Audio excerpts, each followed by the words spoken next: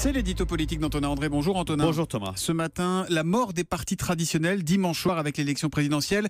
On risque bien d'assister au premier jour d'une recomposition de la vie politique sur les cendres du PS d'un côté et peut-être aussi sur celle des Républicains. Le faire-part de décès est signé de la main du premier secrétaire Jean-Christophe Cambadélis. Le PS est mort. Pour Manuel Valls, cela prend la forme d'un divorce entre deux gauches irréconciliables. Nous n'avons plus rien à faire ensemble.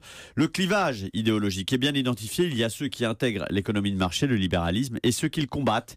Et la fracture est telle qu'elle est aujourd'hui définitive. À droite, chez les Républicains, c'est moins un clivage idéologique qu'une question de stratégie qui fracture le parti entre ceux qui appellent à soutenir Emmanuel Macron, y compris parfois en allant jusqu'à travailler avec lui, et ceux qui veulent rester dans l'opposition frontale, mais une opposition rabougrie menacée par un FN de plus en plus hégémonique. Alors Emmanuel Macron avait annoncé la couleur dès le départ. Son élection se ferait contre les partis de gouvernement traditionnels. S'il est élu dimanche, sa prédiction se réalisera. Antonin, on parle souvent de la fin des partis. Est-ce qu'ils sont amenés à disparaître totalement pour laisser la place à des mouvements plus participatifs liés à une personnalité comme En Marche avec Macron ou les Insoumis de Mélenchon? Alors non, la fin du PS et la fin des Républicains sous leur forme actuelle correspondent à un moment de recomposition politique, mais les partis en eux-mêmes ne sont pas morts. D'une part, leur existence est garantie par l'article 4 de la Constitution. Les partis concourent à l'expression du suffrage. Ils sont donc indispensables à la vie politique.